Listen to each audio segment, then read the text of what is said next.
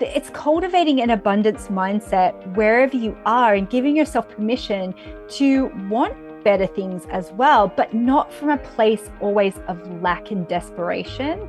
And that's a really great place to manifest from too, of like, I like myself, I feel abundant now, and I still have other dreams. Then that's when the lucky things start to happen. We are Gold Ivy. Our mission is to empower you to own and unleash your truth. Stories of resiliency are gold, and ivy grows in hard places. Those hard places are what creates space for light to shine through. You decide what works for your daily life and how to transform our lessons into your gold. This is Ivy Unleashed, a Gold Ivy production.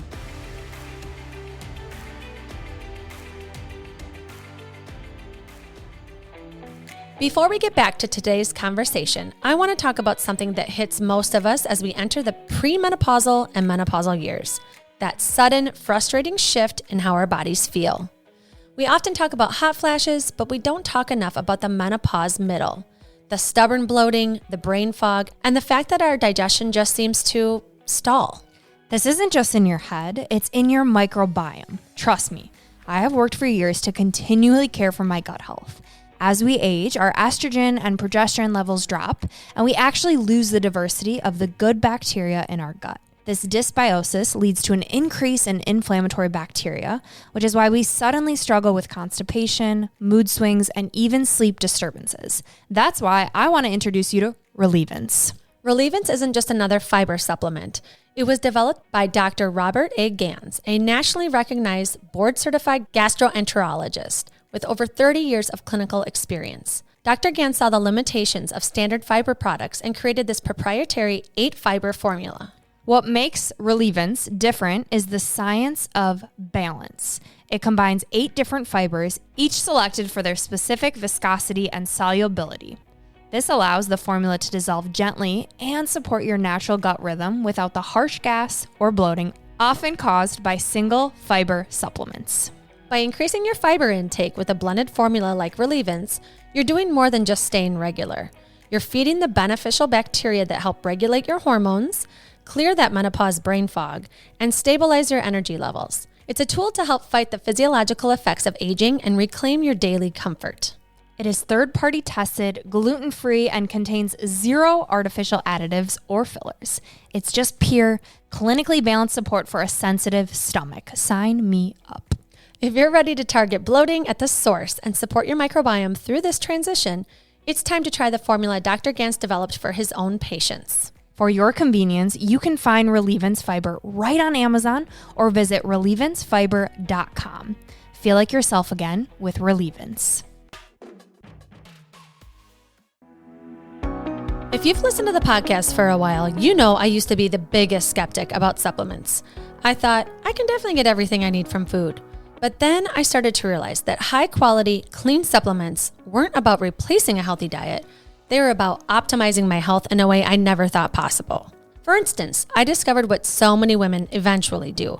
I was deficient in magnesium. Now that it's part of my routine, I'm sleeping better and I feel absolutely amazing. It made me realize that quality matters more than anything. When it comes to taking supplements, ingredient integrity is a must for us both, and that's why we trust Smidge. Smidge offers a small line of foundational supplements, core nutrients, including 100% whole food vitamins, and digestive support for people who prioritize real food but know even the best diets have gaps. They obsess over ingredient integrity, crafting minimal, clean products with 0 additives and rich nutrients meticulously sourced from around the world. We both love Smidge's magnesium, but with my chronic gut health issues, Smidge's digestive support is my tried and true. I use their digestive enzymes every single day before meals, and it has been a game changer in post-meal bloat, fatigue, and overall digestion for me. If you have any digestive issues, their enzymes, including the original and HCl plus enzymes, are a must try. Smidge just dropped some incredible whole food supplements that we've been loving.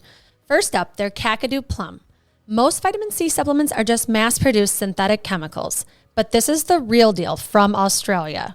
It's pure, whole food vitamin C that your body actually knows how to use for glowing skin and a rock-solid immune system. I'm also obsessed with their Australian emu oil. You won't find this at a typical health store. It's the best source of vitamin K2, MK4, which is a total game changer for women's bone and heart health. While plant-based K2 is hard for your body to process, Smidge's emu oil is already pre-converted, so your body absorbs it instantly. So, if you want a brand that is truly backed by research, derived from sustainable principles, and only wants to provide you with the freshest, highest quality nutrients, it's Smidge. Head over to getsmidge.com to check out their magnesium, emu oil, kakadu plum, and their fantastic digestive enzymes. And don't forget to use our code GOLDIVY10 at checkout for 10% off. And now to this episode of the Ivy Unleashed podcast. Welcome back to Ivy Unleashed. Today is so special. I just want everyone to take a moment because this next hour is going to blow your mind. We have, and I cannot believe these words are coming out of my mouth, but we have Denise Duffield-Thomas in the house. If you guys follow us on social media, you have seen this book multiple times on our story, Get Rich Lucky Bitch. Denise, welcome to Ivy Unleashed. Oh my God, you guys are so cute. I love this dynamic. It's so much fun. I love that you have this podcast together. I'm so excited to see where this is going to go. And as you can tell, Denise is in Australia. She's an Australian native, a first for us to be recording with somebody that's on a completely different day of the week right now. We're recording on a Wednesday. She's recording on a Thursday. So crazy. But Denise, we could ask you a million questions. We could talk to you for the next 6 hours. We're not going to do that. We're really going to try and pack this episode full of value. And we always like to start every episode with just like an instant impact. You know, if you could leave our listeners with something just right away that you're like, hey, listen up. This is the big message I got today. What comes to mind for you? The biggest thing is you don't have to be perfect and you can just do things. Like you can just do stuff. I always think too, like the fact that you have a podcast, I have a podcast, you can just do a podcast. You can just, my first books were self-published. You can just like publish a book. There's nothing that you can't do. There's the barrier of entry has never been lower, but you still have to just decide to do stuff, and it doesn't have to be perfect. It's never going to be perfect. And I would say that's a key takeaway from this book is you can be rich. Yeah. Yeah. So you imperfectly. But there's so many tools in this book that we want to get into today. The overarching theme is your money manifesting formula.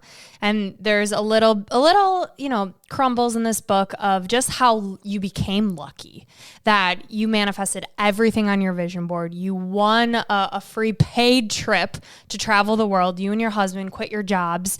So to just kind of show people how badass you are and how good you are at what we're going to talk about today, I want to know, what is the craziest thing you've ever manifested?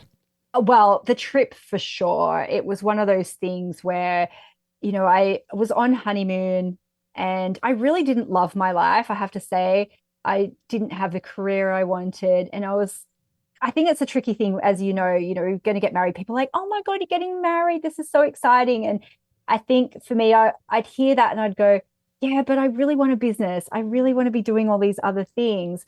And so we were on honeymoon and I went out under the sky and I was like, universe, more of this, please. I made a really strong wish.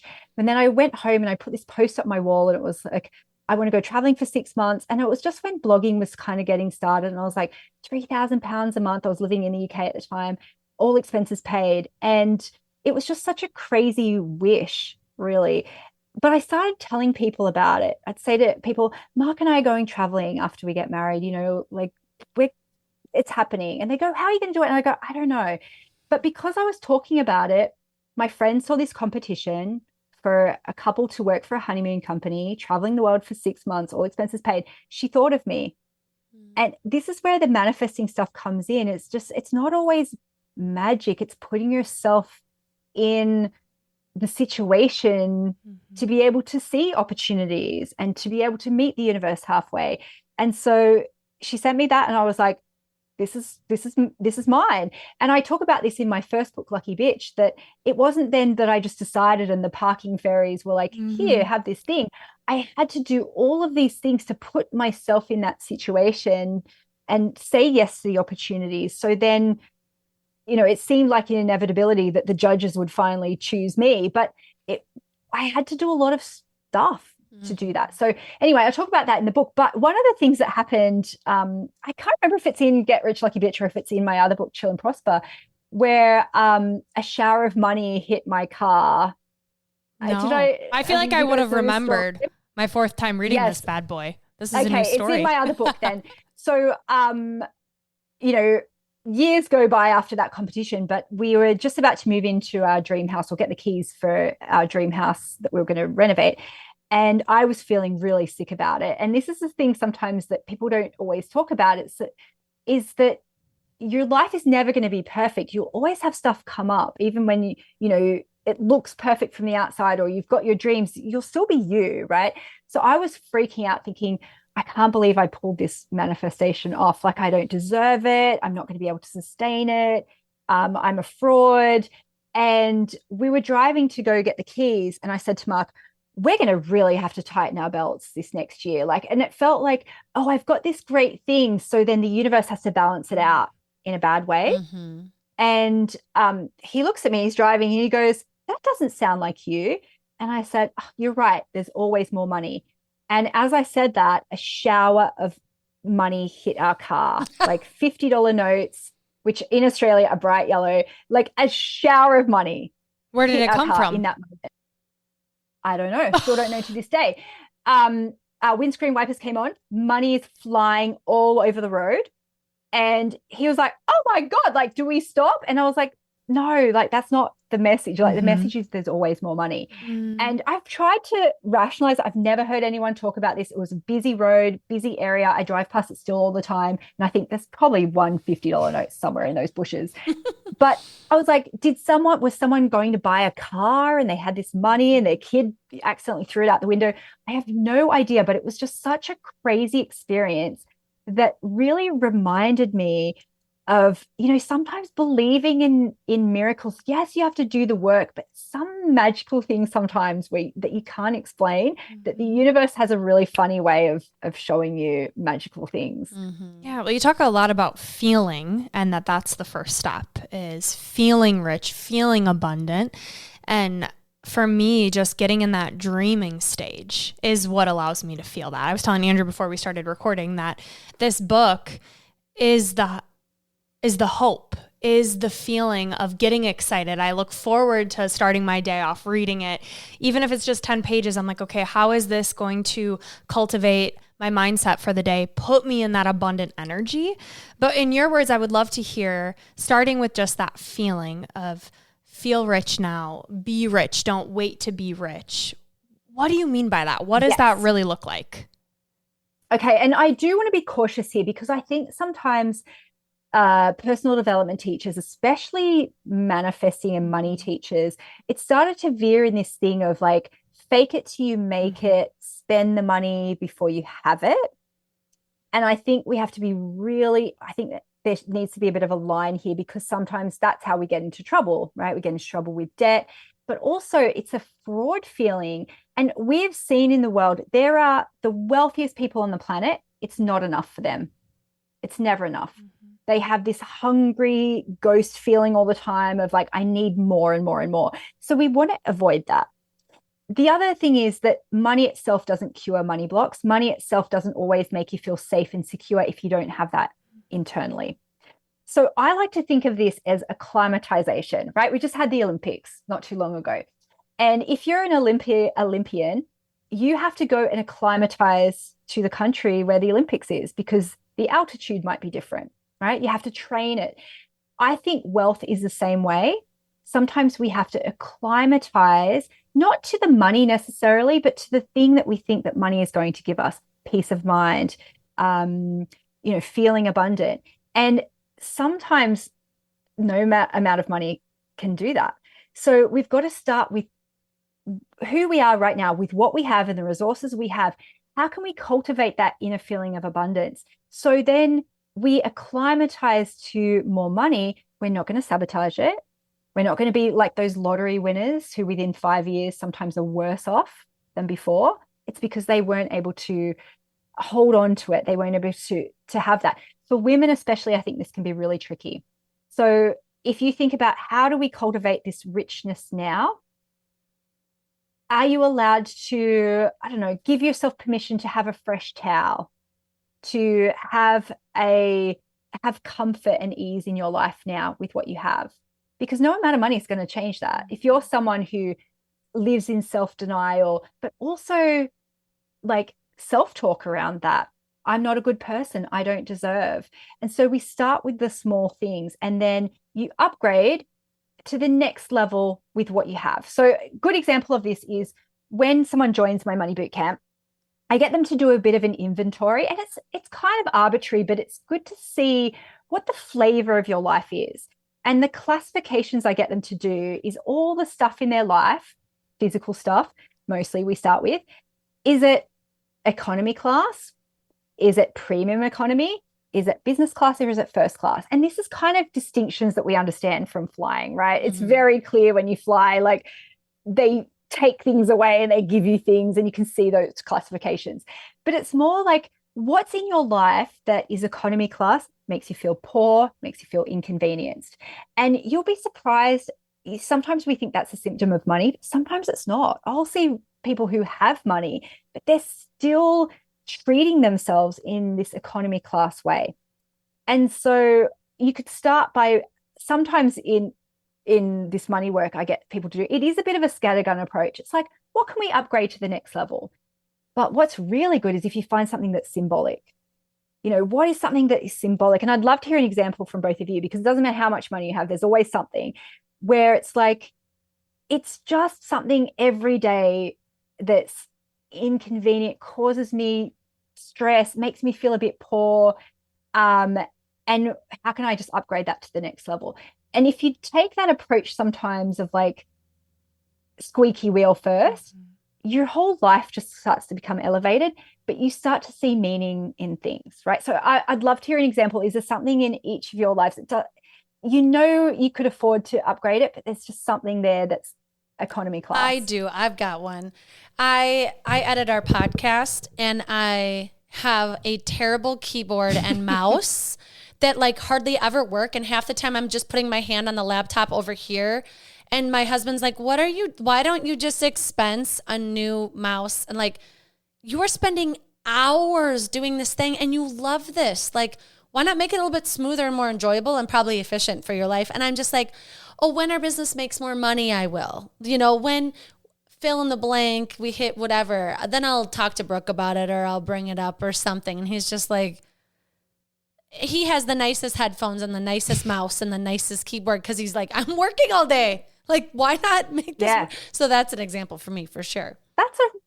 That's a perfect example, right? Because it's probably part of your personality of like, I will make do. I'm not too good for, I'm a hard worker. And sometimes those things where you find the meaning and the symbolism of it, you'll see that it's in a lot of other areas. And Brooke, what about you? Like, what's your... I would say so many things come to mind. I literally have in my notebook my first class life. And I did this exercise where just anything, looking around, thinking of day to day, like, okay, when I wake up, what do I want? What's the first thing I see?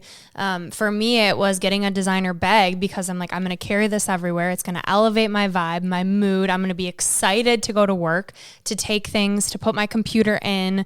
My mindset around it was like, what are some little things that I already have that I can upgrade to allow me to feel wealthy now without spending a lot of money, but things that I use daily. The mouse pad, the keyboard. This is your permission. Please order a new one. Please. I think though, Oh, sorry. I was just going to say, I feel like it forces me to work harder or something is what I'm telling myself. And I definitely want to get into this deeper thing with you because I think we're just unaware of what we're doing and how we're feeling about it. Well, sometimes it's part of our identity as well of like, I'm not too good for this, or I will deserve it, or I'm not hard, I'm a hard worker. And that stuff doesn't necessarily go away with more money. And I think the idea is that we're not just going to upgrade until we're living in a gold house, right? Because there'll be some things where you'll go, that's good enough. I'm just going to move on to something else. But it's like, it's cultivating an abundance mindset wherever you are and giving yourself permission to want better things as well, but not from a place always of lack and desperation. And that's a really great place to manifest from too, of like, I like myself, I feel abundant now, and I still have other dreams. Then that's when the lucky things start to happen. But when you're just like, you you you're sort of saying, universe, send me all these amazing things, but what you're really showing is I'm not worthy, and I will put up with whatever you send me. Really, that's what we're showing. So for people listening, that might mean, use your perfume. It might mean, give yourself an extra 5 minutes in the morning so you're not rushing. Those are the things that when you listen to like really, truly happy, wealthy people, they're talking about those things in their life as the richness, not like, oh, I've got this diamond encrusted helicopter. This They're saying, I have this spaciousness, I have the joy and delight in these small things. And so we cultivate that first class life that will be sustainable by always thinking that, like, what am I grateful for? But also, what can I upgrade because I'm worthy of it? And you'll find too, it starts to be less about the things and more about how you live. And then you sort of start to think of your values in that too. You go, what do I value? Maybe you've never been able to have the choice before. And I think that in itself is a lesson, because sometimes when I ask people, what do you want to upgrade next? They don't know. And it starts with these small things. So one upgrade I've said to people is when you sit at a restaurant, instead of your default behavior, maybe your default behavior is, what am I allowed to have? What's the cheapest on the menu, or whatever it is? Instead, say, what do I really want? And if you start to look at this in all areas of your life, you'll start to realize, but tell me what I'm allowed to have. Or you'll start to remember things from your childhood of like, a certain person has this and that's who I am. You classify yourself almost in that. And you don't really know. And I know when I started making money, I was like, well, I guess my version of first class life should be wearing high heels, because that's how I saw wealthy people. And then I was like, oh, it doesn't feel good. And so now first class for me is like, I love wearing the Skechers with the laces that are already there. So I never have to lace up my shoes. And like, they're like granny shoe. Like, I was at the airport one time and all these white men in front of me, we all had the same Skechers on. Because of these old white men, because I'm like, oh yeah, they've got the ones where you just put your foot in it, you don't even have to like bend over. But for me, that's first class. That feels, I want to feel comfortable, and it stops being about what other people would consider wealthy. And this is where it's like, you start with what you have.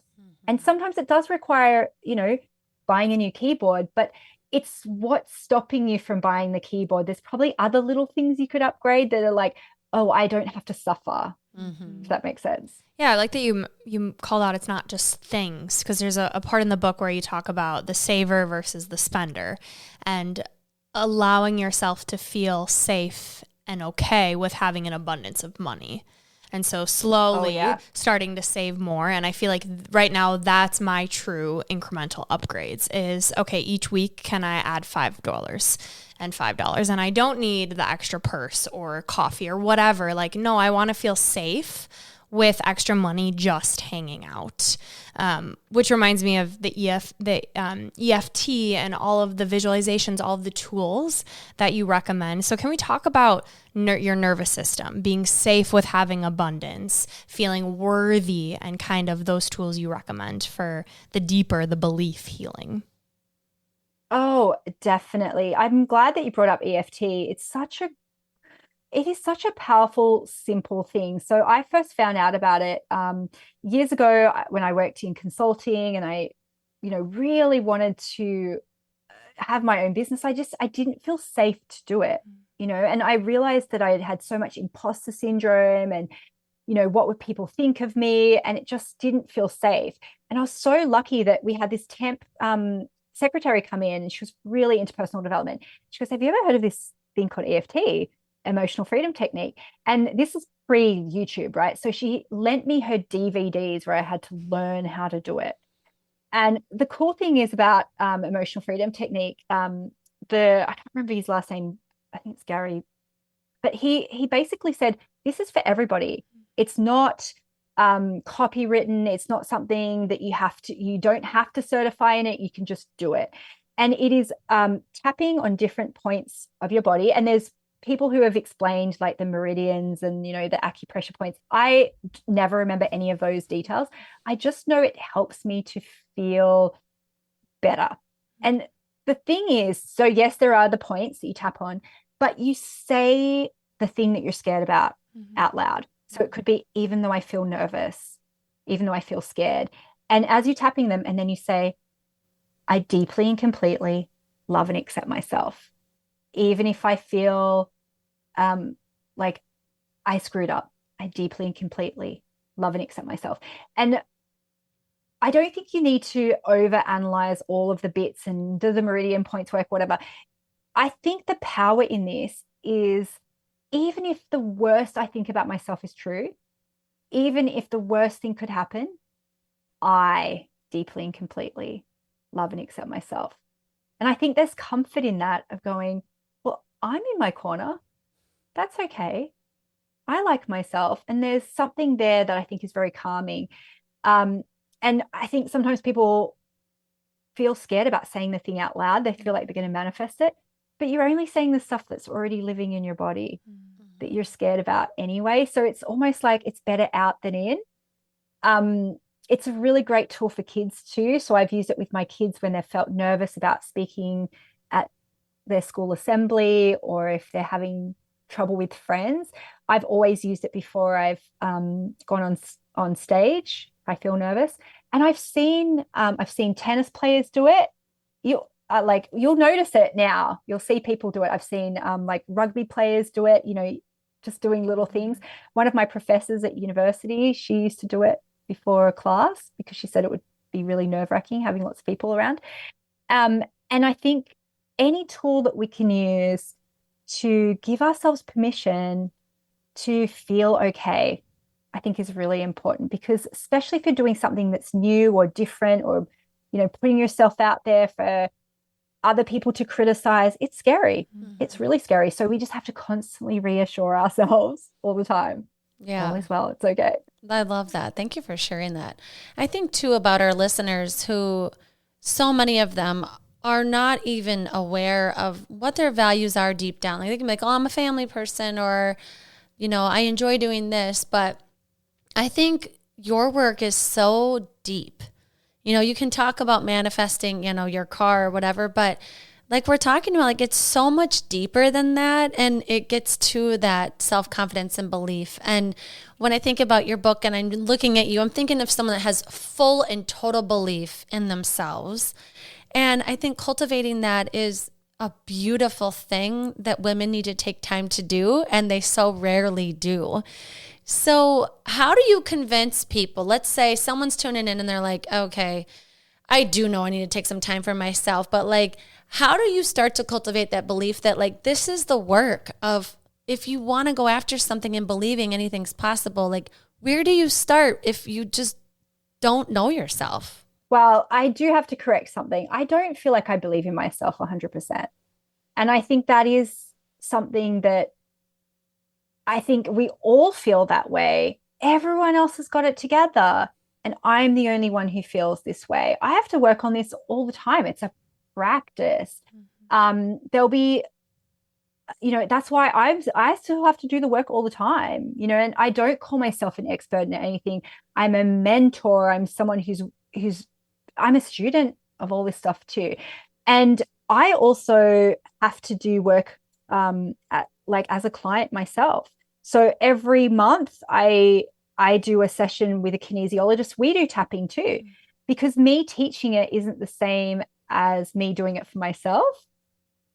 And I think that's a really important distinction for a lot of women, is that we're constantly helping and doing things for other people. And we need to make sure that we are also doing it, not because we have to be the perfect role models and we have to walk our talk, is because we need support too. We need support too.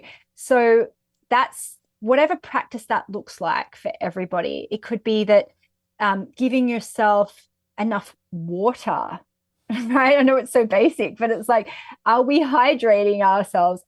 Am I honoring my bodily needs? Yeah. Yes, drink some water. You know, one of my podcasts, because this is my third podcast for today, and I said to the lady, I was like, can I just go to the bathroom and I'll be right back? You know, like, can I just, I just got off a call. And I never would have asked for that a long time ago. I just would have gone, I just have to suck up. And I heard a friend of mine, she said that she once peed into a towel because she was doing the same thing back-to-back interviews. Oh my. And I'm like, I relate to that. I've never done that, but I'm like, I get why that happened, is because we just think, oh no, I have to be perfect, or I have to be I don't know, like I'm not allowed to have weaknesses, or I'm not allowed to inconvenience someone else. And so the reason I say that too is because I think we're just so hard on ourselves, and we're allowed to be imperfect human beings with human needs. So where do we start? Again, you can look at that economy class to first class thing. And this is where you go the next level deeper, right? Because I get people to start with physical stuff because it's easier to categorize, to do that physical stuff. But then you can start to go, all right, what about like my other needs?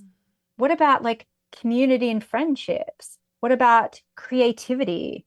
And then you can start to look from a deeper point of view, like that really matters. The surface stuff has symbolism, but you can kind of then go, oh, and what I realized too, when you were talking about values before, I'd always say, oh, freedom's my highest value. And so I was creating a lot of structures in my business to create, you know, time freedom, but I wasn't then like doing really fulfilling stuff with that, because I started to then be like, oh, well, I need to create more structures to create more freedom for as many people as possible. And I realized, I was like, oh, I want to go to ballet. I want to do cross stitch for the sake of doing cross stitch. I want to be able to do creativity that's not just about my business. So there's layers on layers on layers, but it's still the same thing. The same thing that stops you from getting a new mouse pad will stop you from doing something that you truly love, that's truly fulfilling for you. So it has to start in those small things, right? It has to start the small things, because the small things are symbolic of the bigger things. And more money doesn't change that. You'll just find something else to put up with. Oh, I've got a great example on this, right? Because I was like, oh, I always upgrade stuff. And then my car last year, and I've never had a super fancy car because I have kids, right? But I was like, it's business class when I bought it, but it was starting to slip down to premium economy because it was getting older and older. And my handbrake, you know how in the new cars, it's like a little click, like a little flick handbrake? Like the mechanism came out. And so I was like, oh, I just had to keep on putting it in. It would flick out. And then I was like, I had to have like a pair of tweezers to like stick into the thing. This was like last year, right? And I was like, but I don't need it. Like, I don't go anywhere fancy. Like, I don't need to prove I've got this fancy car. Like, I literally don't, I work from home. And I was like, just really justifying it to myself. And then I'm like, why am I doing this? Because it's my personality. I will make do. I'm not too good. I'm just like everyone else. Doesn't matter how much money I have. I'm humble. I'm down to earth. And I was like, I've done it again. You know, and so you have to be vigilant. If that's your personality, doesn't matter how much money you put on top, you'll default into those behaviors. Yeah. That belief of I'm not worthy has to shift to I'm worthy of taking time to ask to go to the bathroom and not pee in a towel. But it's crazy when you think about it, because how many women just put up with it? And once you start doing those little things, I think a lot about boundaries.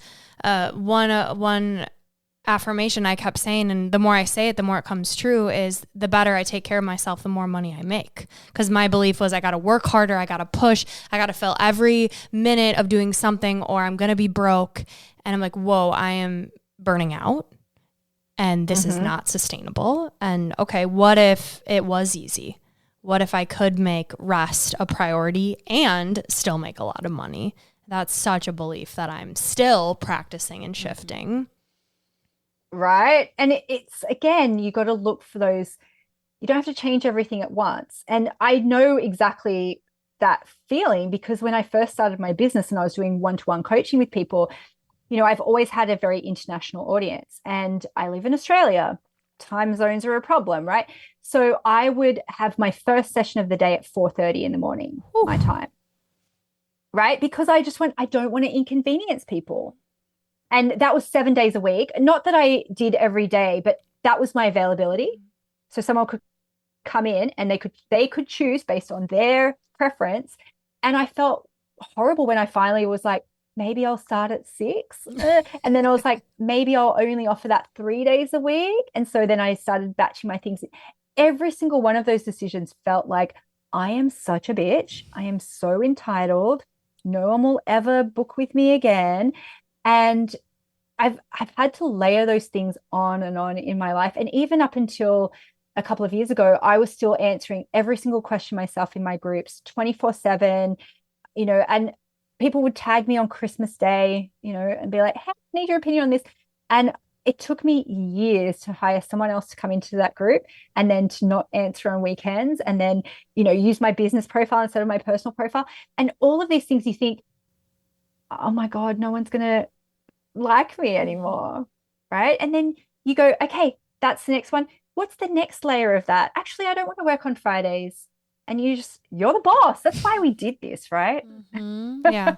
We did this for our own flexibility. And then we go, oh no, now I'm accountable to every single person and every listener in the world.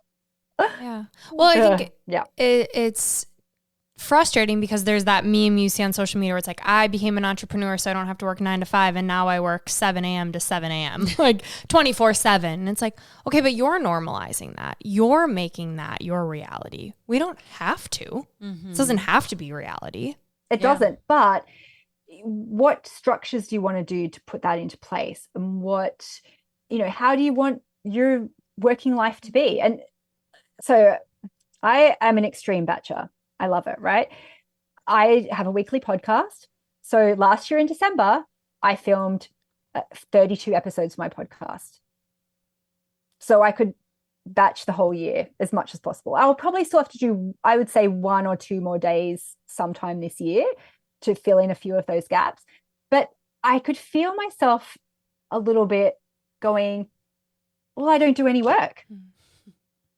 And I'm like, yeah, but I'm smart. Like, I did that. And now I'm seeing my husband who works in my business, and he's listening to a podcast episode and editing it and stuff like that. And I was feeling bad about it. I was feeling guilty that I'm like, well, I'm off to ballet. Good, have fun with that. But I'm like, just because I didn't do it in the same time frame, does that not count? Right. Doesn't make it less valuable. Yeah. Absolutely. But I was feeling guilty about the spaciousness of my life and feeling like, well, I don't deserve, I'm not doing any work. And I'm like, yeah, I did. I just did it in a different way. And so I think I see people feeling guilty about finding any way that creates ease because they feel like it's cheating, or they're not working hard enough, or then they don't deserve the money because of that. And, like things like writing books, for example, right? You can get paid for that for a long time. And when I first self-published my book, and people would buy an ebook version of it for $5 or whatever, I felt like I had to call them and read it to them over the phone because I'm like, where is the connection between the work and the getting paid? Because I grew up in pre-internet, right, where it was like, you work for an hour, you get paid for an hour. And then when in my business, I coached you, I get paid for that hour. And then suddenly when you go into this phase of like, oh, I can get paid for the same work, and same with things like podcasts, the more listeners you have, the more revenue you can make, but the work is kind of the same, right? It kind of breaks our brains a little bit to think, oh, hang on, I'm allowed to leverage and get paid more. You start to think, but I have to be better. I have to try harder. I have to work more. I have to balance out that equation by over delivering, by over giving. It feels wrong. Does that make sense? Yes. Yes. And, I just got a royalty payment of $10,000 for books I've written. I wrote 10 years ago. Amazing. And it was just like, oh, this is kind of cool. And I was feeling weird about it. And then, you know what's so funny? Every single interview I've had this last week has been like, this book is my constant companion. Thank you so much. And I go, it is balanced out. It's still doing, you know, and it's so, I always have to remind myself that too. So I don't feel like you get to a point you go, oh, I'm so perfect with it. It is a practice forever. I love that. I love hearing that from you specifically, because it is a perfect example. We both have read this book more than once. It is constantly giving us value. We're talking about it when we don't even have the book in our hands. You know, we're using it. And I think there is something about value, the value you're putting out into the world. And I do think it's hard to put money on it, because we all have our money stories. And I know personally, Brooke and I, a way that we would get attention or feel valuable as children was by how hard we were working to get the good grades, to get on varsity, to make the team, to fill in the blank. It was like busting our butt and being exhausted from it, you know? And I think that's probably why I like to run marathons, is it's so hard physically and I get attention for it, right? And then I feel proud about that attention that I'm getting, you know, and it's like this cycle. And I think when you put money on it, it's hard to change that like time for, you know, and charging your worth. And so I know I need advice on this. Brooke, I feel like, is my mentor. Yeah, help her out, Denise, would you?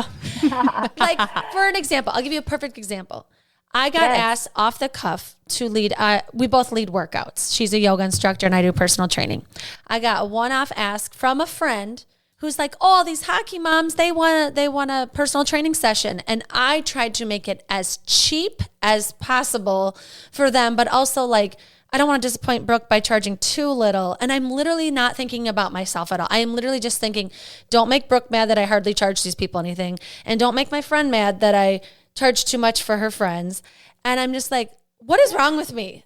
Why can't I figure out what to charge for myself? And so I need your help. Are you tired of the endless battle with cravings? Do you dream of managing your appetite without the hassle, the side effects, or the hefty price tag? Then it's time to meet Dr. Stephanie. She's not just a doctor of pharmacy. She's a certified diabetes educator and a leading hormone expert. She listened to your struggles and formulated a gentle, natural solution, GLP Wonder. GLP Wonder is a revolutionary supplement designed for an easier path to appetite control and hunger management. How? It works by combining powerful natural ingredients like areocitrin and green tea extract to naturally support your body's own GLP-1 levels. This signals fullness to your brain, curbs those persistent cravings, and even helps fight insulin spikes, that stubborn, fat-storing hormone. The result? Reduced hunger, better appetite control, and a more natural way to stay on track with your diet and goals. It's effective, it's safe, and it's affordable. Just one capsule per day for powerful results. GLP Wonder is now easier than ever to find. Look for Dr. Stephanie's GLP Wonder at Walgreens, CVS, and Walmart. And we are thrilled to announce that you can now find it in Target stores nationwide. Stop waiting and start winning the fight against cravings today. Find your nearest store, or to learn more and shop the full Dr. Stephanie's collection, visit drstephanies.com. And for a limited time, use code GOLDIVY30 for 30% off all Dr. Stephanie products at drstephanies.com. Hey everyone, if you're like me, January through May means cold and flu season. But this year, I'm ready. Besides the All Things Elderberry gummies my kids ask for every morning, I want to talk about something that is a non-negotiable in my fridge, the Everyday Elderberry Elixir from All Things Elderberry. They call it an elixir, not a syrup, and here's why. It's made with organic, farm-fresh Missouri elderberries, never dried. That gives it a light, uniquely juicy, and palatable consistency. It's not thick or overly sweet. And the difference it makes for me is huge. For me, a tablespoon anytime I feel that first little tickle in my throat or before a big event where I absolutely refuse to be sick. It either completely kicks symptoms to the curb or lessens them so fast. Even my oldest, Cora, is asking for it. I will never not have it. It's my daily defense. And who needs that defense more right now than our bride-to-be, Brooke? Ooh, yes. Wedding season is basically a marathon. Between the bridal showers, the bachelorette trip to Florida, and all the main events, I don't have time to be run down. The thought of getting sick before my bachelorette trip, no thank you. I'm taking my elderberry elixir with me every morning, whether I'm at home or on the road. It's my little insurance policy so I can fully enjoy this once-in-a-lifetime season without worry. It's literally for the mom who holds everything together and the bride who is trying to hold her wedding together. That's right. Whether you're a busy parent, a traveler, or a bride prepping for the big day, you deserve this defense. Stop letting illness slow you down. Head over to allthingselderberry.com right now. And for 15% off your very first order, use our special code GOLDIVY. That's GOLDIVY. Get the everyday elderberry elixir. It's the defense you deserve. I love this question because the crux of it is, as women, we want consensus and we want everyone to feel okay. So we're giving ourselves this impossible task to find this magical critic-proof price. Mm-hmm.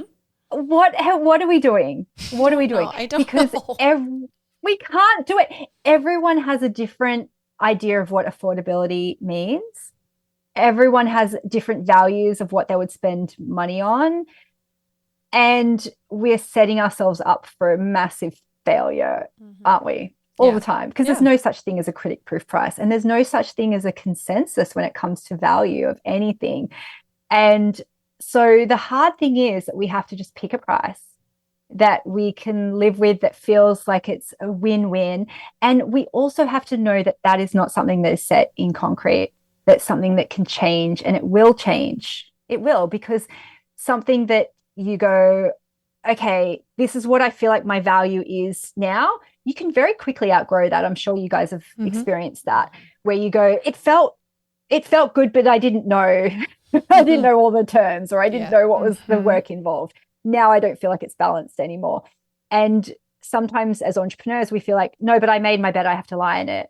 And this is the beauty of our work, is that we can choose our price, and that can change every client if you want to, if you feel like it's not right, because the deficit has to come from somewhere. And unfortunately, if it's not a win-win price, it comes from our life force energy. And I had to learn that the hard way. I'm sure you have as well. I used to struggle to charge for speaking gigs because I was like, I don't really like speaking. So I would only do it for friends, really, because I'd be like, I don't want to do it. So like, fine, I'll do it for you. And then I realized I came out of one speaking gig and I felt like a husk. I got into the cab and I was just like, almost like, and I was like, because there was no energy exchange. So the balance is coming from me and my life force energy. There's no money, there's no value to exchange this out. So I gave everything, but I got nothing in return. So this is my fault. And it just came so clearly to me of like, oh, it has to be balanced. And so my affirmation around that is, I serve, I deserve.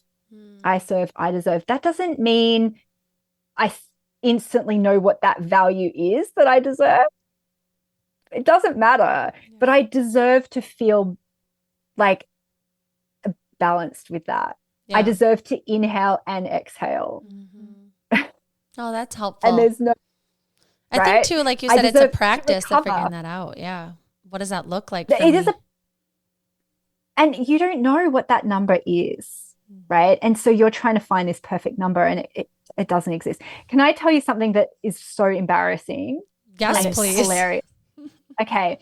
So, I've been in business a long time. I'm fine with charging for business, and things like speaking gigs. Like, I still don't feel great about like setting a price for it, but I get my husband, Mark, to do the contracts for it. And then I just turn up and I go, I don't even know what I'm making for this. That's the way I've had to deal with that one. Right. But I'm an adult dancer. I do, adult ballet stuff, and I make costumes for fun. Right. And so one person was like, oh, will you make me a costume? And I was like, oh, I don't really do that, but sure. And then I love thrifting and upcycling costumes, right? So then I was like, I found the perfect costume. And they were like, well, how much do you want for it? And I was like, yeah, I don't know. Like, it felt like being a beginner again. This only happened like last year. Yeah. And I was like, I don't know, like $30. And she was like, yeah, no problem. She's like, I'll go get cash. And I was like, oh, no, don't worry. Give it to me next time. Guess what? Never got it. Has never given it to me. I've never asked for it. Gave her the costume. And what was hilarious, this was so funny. Then she was like, I don't even need the costume anymore. And I was thinking, so should I ask for it back? And then I was thinking, I'm probably going to end up buying it back from her. Because I was like, I think she thinks she paid for it. It's not her fault at all. Yeah. And I went, oh my God, I should know better. Mm-hmm. But because it's a completely different thing, I'm saying the same things that I heard people say for years of going, it's just a hobby. It's just for fun. Didn't cost me that much. It's totally fine. And I was like, oh my God, we have to be so vigilant in this, in our worth, because we think, oh, crapped it in one area of my life, it will come up in another area. And it might be that, oh, okay, I can charge for contracts like me, not speaking no. And when I first moved to Australia, back home to Australia, I'd lived in the UK for a long time. So I had clients in America, I had clients in Europe, I had clients in Australia. And I was like, I'm charging in US dollars, right? So I was like, I charge Australians, like they're my friends and family. And so it started then of going, but then people in New Zealand, like they're practically Australians. So like I should give them a discount. And then I was like, but then British people, like my husband's British and like my great grandmother was British. So I shouldn't really charge them. And it starts to become all the exceptions just get bigger and bigger. And then I was like, bloody hell, I can just basically charge like Americans because Canadians are in the Commonwealth. Like, so I was like, they're our cousins too. And I see this in people, they go, well, I can't charge my friends, but then my clients become my friends, or I can't charge single moms because I was a parent, a kid of a single mom. I can't charge people who have this, and our list of exceptions just becomes bigger and bigger until we can't charge anybody because we want everyone to like us. We want everyone to afford our work. We want the consensus, all those sort of things. So don't think that I've cracked it either. It's a practice. It's a practice. And I'm working on that. Now I've got a spreadsheet of like all the things that I spend on the costumes. So then when people, I actually had someone ask me to design costumes for their musical and I was like, no. But I was like, oh, this is so cool that people are seeing me for other stuff besides, the business stuff that I do. But I have to work on the money side of it as well because it's a new area for me. Yeah, it's so fascinating. It's embarrassing. Yeah. It's true. No, but it just speaks to you're human. And hearing in real time what you're going through is helpful. Yeah. Even the folks who, from the outside looking in, are making great money and having a lot of success. And then flip it. Okay, the people who maybe don't have the customers coming in yet that they want at the speed, the rate they want, and to not barter because you just want the business. Yeah. What do you say to those folks?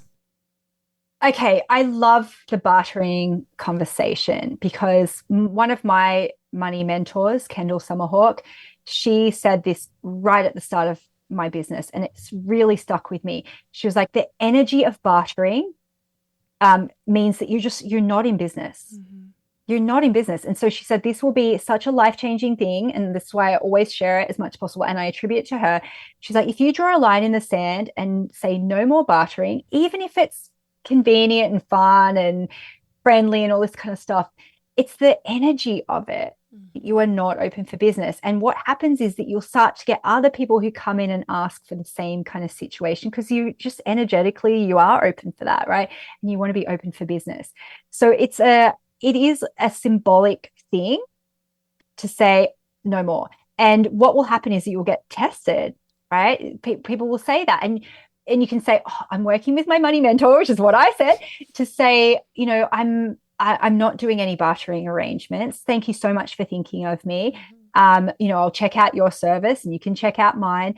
And she said something that always stuck with me. She said it should never be inconvenient to exchange money. Because you know how you're like, oh, it's just convenient. You give me and I'll give you. We won't have to worry about the taxes or whatever. And she's like, no, if it's something that you both truly value, you should pay each other, even if it's the equivalent amount, because it's showing the universe you're open for business and for actual money. And, when I wrote about my book, Lucky Bitch, about winning all this stuff and, using manifesting tools, but it wasn't money. It was free things. I remember just thinking, oh my God, universe, I'm ready to graduate to actual money now, not just free stuff. Yes, I'm getting these cool things and it's things on my dream board that I've wanted, but I'm a big girl. Like, I'm a big girl now. It's okay. And I want to be able to have the money to then choose the thing that I want. And this is where women, we haven't been allowed to have money. We had pin money. We had, you know, like other people's money. We weren't allowed to have our own credit cards. And there's something symbolic there of going, no, I'll pay you and you pay me. And that's okay.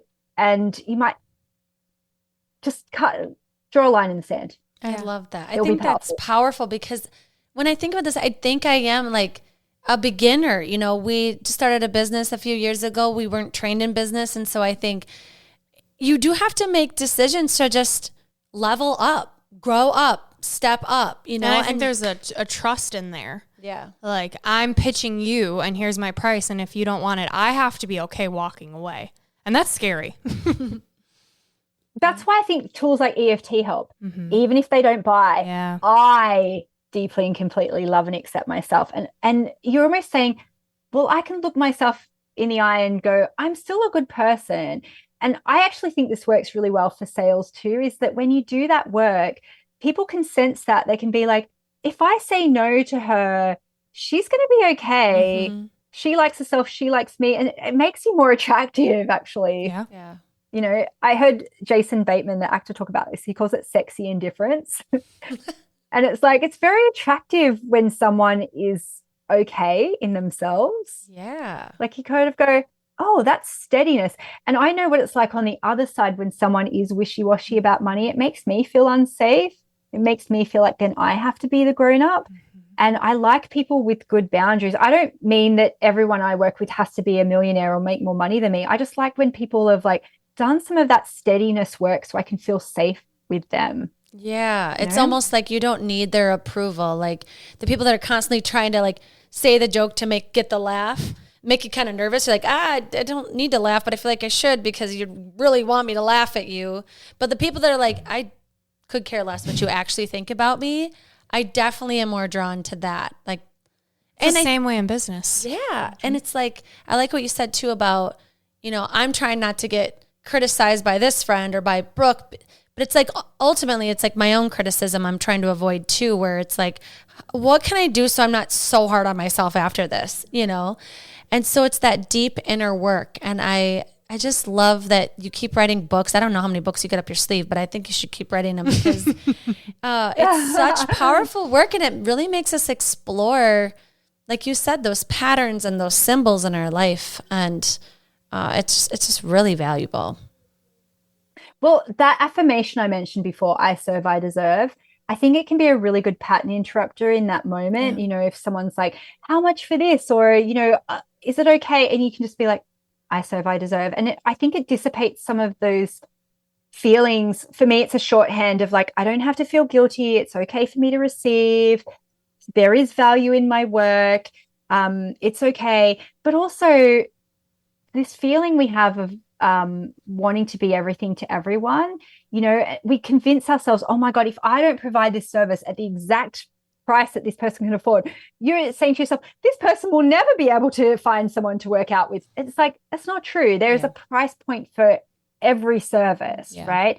And it's not our responsibility to make it okay for everybody. We can wish everyone well and be a nice person in the world, but that doesn't mean that we are personally responsible for it.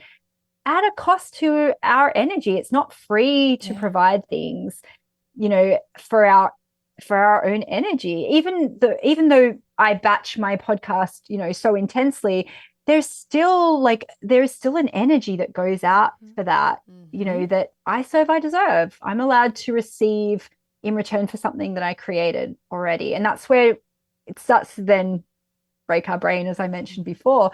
It's to say, it's okay for me. It's okay for me, you know, to serve even when I'm not physically present. That's the next step of it, right? Is that you might go, I'll record these workouts and someone can buy them later on. It's like, that's still valuable for somebody. Man, you've given so many tips that I'm going to re-listen to this so many times. And I know if our listeners have not followed you yet, they are going to instantly want to buy your book and follow you. So can you tell everybody where they can find and follow you so they can read this book that we keep highlighting? And there's so many highlights in this book, Denise. You would giggle. Well, tell them where to find you. You guys are so sweet. I really appreciate it. So my website's denisedt.com. I do want to there's one URL I think is really valuable. It's denisedt.com/quiz. And we didn't really talk about it, but there's a quiz to find out what your money archetype is. And this is also Kendall Summerhawk's work that I'm certified in. This is part of the knowing yourself, is because every archetype has different challenges when it comes to money. I think that's a really great place to start. And my books are available, all the places that books are sold. You can get the Audible, Kindle version or whatever. And I probably hang out the most on Instagram. So Denise DT on Instagram. And that's a really great way for people just to see if they like, some of my stuff and see some of the resources, because it blows my mind all the time. I think, oh, everyone's heard of this stuff now. And then I go, oh, we are humans. We need to hear it all the time. And it is a practice. So it's okay if people listening, if you've never heard of money mindset before, that's totally fine.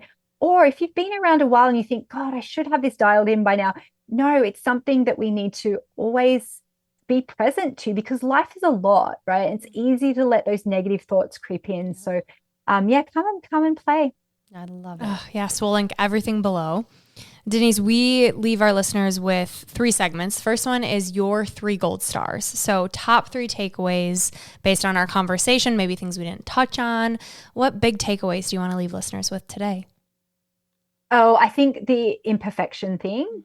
I love always reminding people that don't put anyone on a pedestal, because everyone's human, everyone's making mistakes all the time. I think that's an important one. And that's why I always talk about my mistakes and my flaws a lot, because I'm like, don't put me on a pedestal. I'm not perfect either. And to also understand that you don't have to wait to make money. You make money as you go. There's never any perfect version of yourself that's going to make the money. You are making the money. So you're already on the journey, right? There's no turning point. That you'll constantly make mistakes as you go. That's just part of being human. But I think I've really appreciated about this conversation too is a reminder of how important community and support is. You've referenced each other so many times, and you don't have to do it alone. Plug in, have a business bestie, have someone that you can talk to about these things, because our grandmothers didn't have that. And our mothers didn't really have it either. And we're just so lucky to be in this time that it's so accessible to share this information with each other through our podcasts and our work and social media. And so really plug into that, really look at curate your feed and see what messages are coming in, because there's a lot of bad stuff happening in the world. And how do we protect our heart to make sure that we are also creating things that are part of the solution, and not waiting till the world's fixed either before we let those things out into the world, because it's never going to be perfect either. So there's no perfect time. There's only now. Wow, I feel like you've given so much. Here I am. I'm feeling bad asking another question, because I feel like I've gotten so much value from you. We have rapid fire, unleashing Ivy here. I'll go first. Okay. My question, Denise, what is something right now you're using your money manifesting formula for? Ooh. And can you walk us through what that looks like in real time? Or maybe one you just did that came true. Just give the people a little glimpse into this formula. Oh, yes. So, the formula in a real nutshell. So step number 1 is decluttering. I always like to make space for new things to come in. So I think for me, when I was really young and people would ask me what I wanted to do, I would say, I want to be a dancer or a business lady, but I'll probably be a business lady because you don't make any money from dance. I really felt like you had to choose between creativity and work. And so for me, now I am a dancer, I am a ballerina, I dance all the time. And so I think this is not so much one of those manifestations where it was so cut and dry, but for me, decluttering, creating space creating like literally time in my schedule to be able to go to dance and to do things. But for some other people, that might look like, if you want to, you know, manifest new clients, go and declutter old client files or old business things. Like literally make energetic space for it. I know one lady I used to work with, she wanted to manifest a partner, but her house was also like a meditation center. So I was like, you need to like create time and space in your house that's just for you. I always used to say to people to like clear out your closet if you want to manifest a partner, like make space for them. Step number 2 is deciding what you want and being really clear. So that could be like setting the goal, like, you know, when I was like, I want to go traveling, or I want to manifest a partner, or I don't know why partner's coming up. Maybe maybe someone listening needs to manifest a partner. Write a list of all the things that you want. And for me, like actually calling myself a dancer was really powerful too, like getting clear, because then when you say it out loud, things start to shift and change, right? Yeah. People hear you, you start to see opportunities. Anyway, step number 3 is surrounding yourself with possibility. So if you want to be a writer, listen to podcasts about writing, normalize it for yourself, you know, hang out with other people who are doing it. And that could be, you know, what you guys were talking about before, about going through your day and seeing where you can upgrade stuff, like surrounding yourself with abundance. But you can get very specific about that too. And so for me now, my feed is all dancers, like all adult dancers, because I'm like, monkey see, monkey do. Yeah.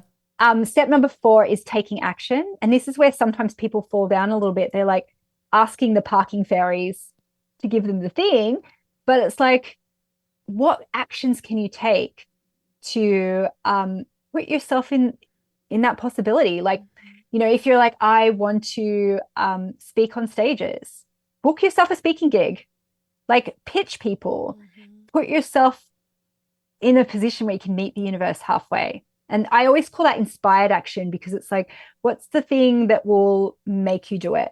You know, it could be, I want to run an event, book the venue, you know, like book the hotel room, do something to take that action.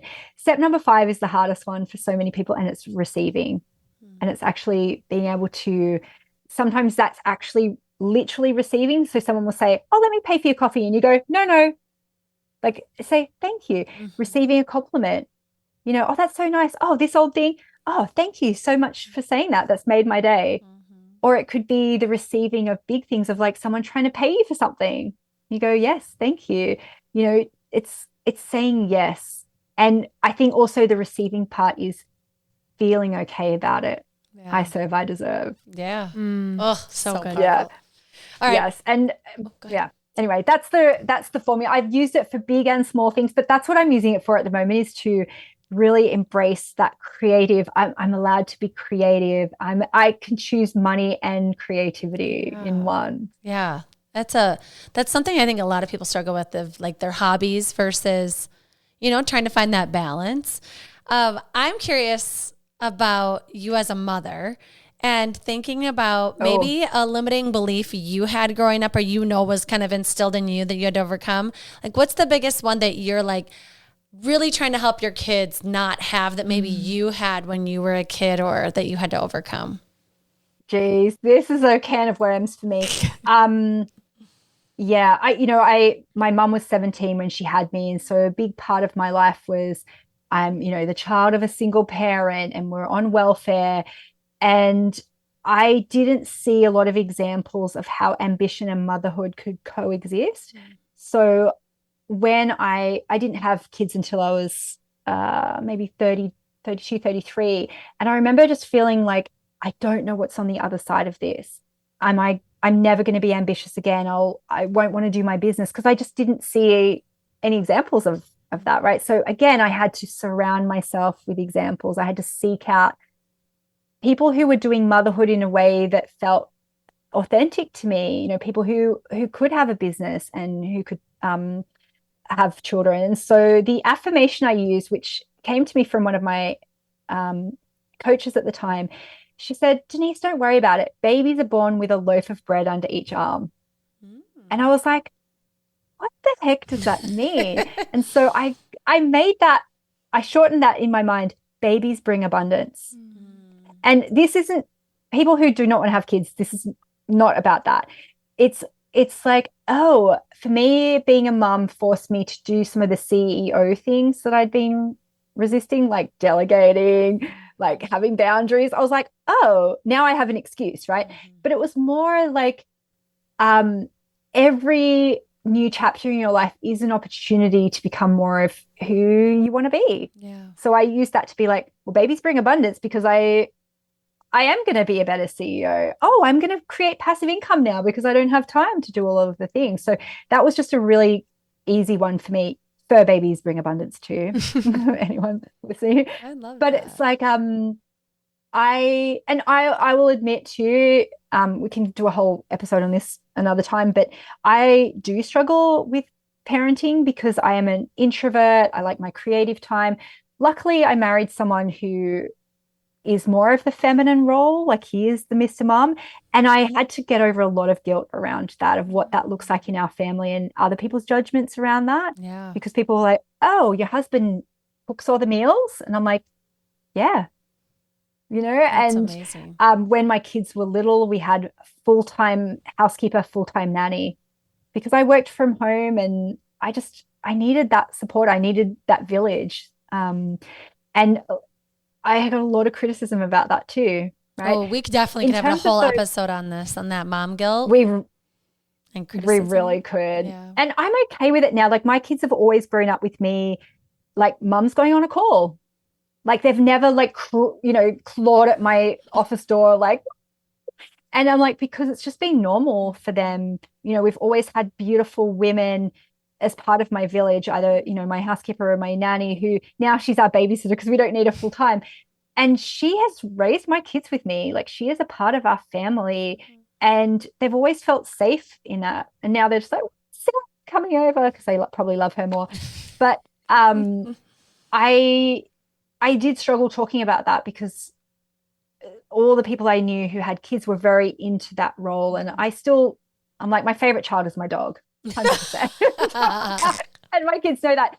But teaching kids about money, what's really fascinating about this is that I had already like made $1 million by the time my kids were, I think by the time I even had a kid, I'd made $1 million in my business.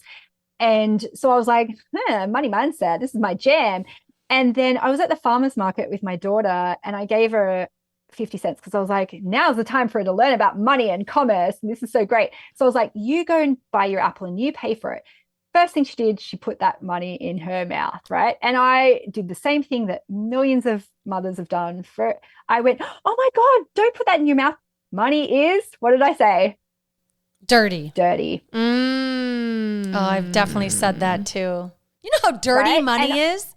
Oh, I say that too. Everything's dirty. Everything's dirty. Kids lick walls and they play with iPads. Everything is dirty. But we have this thing about money. And I because I was panicked. I thought she's going to swallow and choke on this coin. And in that moment, I was already a multimillionaire, already coached heaps of people. I went, oh my God, her first real interaction with money has come with this ginormous nervous system jolt of panic, fear, stress. And so in that moment, all these things went on. It must have only been a couple of seconds. I lived a lifetime in that moment because I was like, I've done this and I've done this and everyone's got this experience and oh my God, how am I going to neutralize this? And so in that moment, I really went, oh, okay, my job for my kids is not to glorify money because sometimes we swing the other way and go, well, I didn't have any money, so my kids are never going to have to think about money. I'm like, oh, that's not the point of this. I want to make money be a neutral thing as much as possible. So I was like, hey, I tried to like calm my voice down. I was like, and then I was like, in our family, we take money because I didn't want it to be like money is this dirty thing because everything's dirty. Don't stress about it. One time my kid came out of a playground eating a chicken nugget I did not give her. I'm like, how long has that been there for? There's dirt everywhere, right? But it was like, hey, in our family, we take care of money. And then as our kids have gotten older, I've taught them EFT. So I'm like, I'm giving them a tool. I don't know. None of us know how our kids are going to make money or what money is going to mean in the future. We don't know what that is. So we can't give that to them necessarily. So I'm just aiming for as much neutrality as possible, knowing that they'll have their own relationship with money. But my daughter came home, they got to use the internet for the first time. So she Googled me, right? And she goes, well, the internet says that you're a millionaire. I'm like, fuck, like we never really spoke about this that much, because for a long time she thought I taught a mummy boot camp for mums, mummy boot camp. Kind of. Right? So she's like, oh, you're going, yeah. So she's like, oh, you're going with all your mummies. And I was like, yeah, I guess. And so then she started being really like, how much money do we have in the bank? Like, how much money is they this? want to How much know. money is this? Yeah. They want to know. And so I'm very careful of going, shit. I'm like, well, money doesn't make us better than anyone else. And we're so lucky and I'm so appreciative and we're so abundant. And I don't know what that looks like. I know I'm going to give them other money blocks. I absolutely will. And I think we have to be okay with that, because like, work on your own stuff, because kids can grow up in the same family and have very different money experiences, right? So all we can do, I'm not going to be perfect. If you read in the future that one of my kids like did something bad with money, yes, probably that's going to happen. I love you. The most recent one, actually my daughter last night, my 7-year-old, she goes, well, what's more expensive, a tennis court or a pool? Because we have both. And I was like, why are you asking? I'm like, interesting. And I don't want to then go the other way and go, well, you're never allowed to have anything, so give everything away to other people, because that's going to set up its own stuff as well. Right. So I don't know. But I was shopping one time in Target and with my mom as well, and my daughter said, can I have this? And I said, no. And she goes, why not? You're a millionaire. And my mom was like, yeah, but you're not. And so then my mom would just say, we can't afford it, point blank. And I have to then think about it a little bit more and go, well, because our value as a family is we want to take care of the environment. We don't want to buy stuff for no reason. And like, we thrift. I'm such a big thrifter. My kids love thrifting as well. And I'm like, we don't want to, I don't know. I'm like, yeah, but we don't want to spend money for the sake of it. Like, we live in a fairly normal house. Like, we live in the burbs. I'm like, I don't want to make them think that they're special because we've got money, but also I want to make sure that they want to make their own money. But then I glorify growing up poor, and that's where my ambition comes from. I don't know. You're okay, what I mean? Being imperfect. You can start to get in a real tiz about it. And then I remind myself, just focus on my stuff. Yeah. Try not to give any of the obvious bad things, and know that you'll probably give them other money stuff. And then they'll find their own money mentor. Can work on it. And then they'll take all of your courses and read mom's book, and it'll be full circle. Yeah. Yes, exactly. And they'll be like, I'll do a better money boot camp than she did. Cool, fine, do it. Okay, Denise, last question. If you could go back and tell younger Denise one thing, what age would you choose and what would you tell her? Oh, really good question. Geez, I honestly think if I had learnt a tool like EFT at an earlier age, it would have been such a great tool for me, because I see it though sometimes in my daughter who's 12. She's at that age where she's so self-conscious about everything, and like it's so awkward, and I'm like and so I think it's like I would teach that at an earlier age of just like, you're okay. Yeah. I deeply and completely love and accept yourself. And I had adults telling me that, they'd be like, all is okay, you're going to be fine. And I didn't have a mechanism to get that into my body, I don't think. So I would definitely teach that. And anyone who's got kids in their life, kids pick it up really quickly.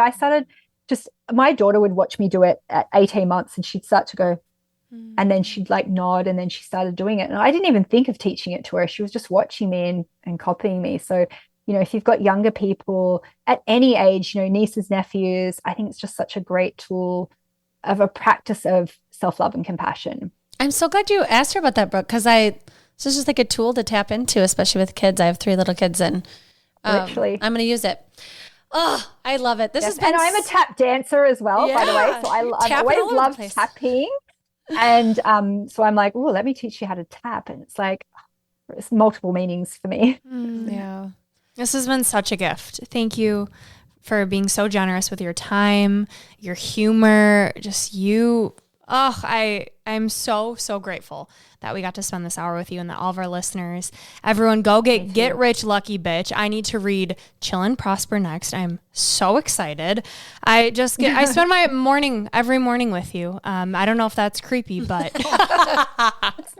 it's not creepy because I don't have to do it myself. So I'm like, when I hear that, I'm like, this is so freaking cool. It reminds me of that thing of like, oh yeah, you can put value out into the world and people will listen to it. Absolutely. It's so good. Yeah. It's like such a great reminder. So I appreciate you girls so much for reminding me of that. And I hope it's reflected back to you as well, is that people will go back into your archives for a long time, you know, and it's okay for you to profit from work that you've done because the energy that you put into it at the time is immortal. Like it feels real in the moment. And for you guys to reflect that back to me as well, of going, it feels real for me every day. It's like, I hope that echoes to everyone listening of going, oh yeah, it is okay to it's that I serve, I deserve thing. Yeah. Well, we loved you before we met you. And now just to like your personality and just talking about being imperfect and how you're still a work in progress and talking about the practice, it's so refreshing. And I think we need to hear that. Like these people we put on pedestals, like they're not perfect. Like Denise is still working on money stuff. And it's so valuable. I just want to echo what Brooke said. We're just so grateful for your time. This has been a freaking blast. I hope we get to do this again. We'll talk about mommy guilt or all the things. Yes. But Denise, how we end every episode is with a piece of gold, a quote that speaks to you. Would you sign us off with yours, please? Yeah, I serve, I deserve. Honestly, if everyone just tattoos that somewhere, it will help you in so many ways when you feel guilty, when you feel like you're not being enough, when, you know, you get criticism. It's just like, no, I serve, I deserve. I think it's such a great pattern interrupter to get you out of that space in big and small ways, whether it's, you know, being able to go to the bathroom, drink some more water, or the bigger stuff that comes up in business around money and worth and all that kind of stuff. So hope everyone remembers that I serve, I deserve. This is Gold Ivy signing off. Listen to your truth and go chase your gold.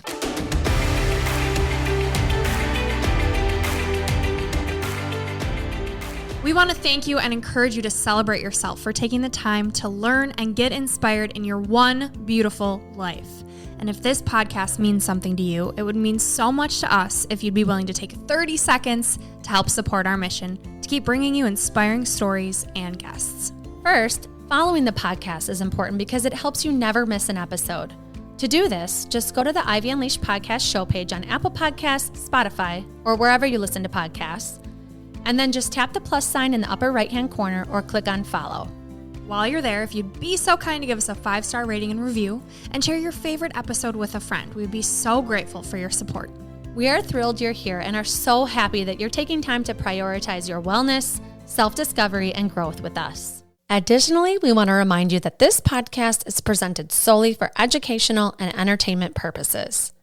We are not licensed therapists, and this podcast is not intended as a substitute for the advice of a physician, professional coach, psychotherapist, or other qualified professionals.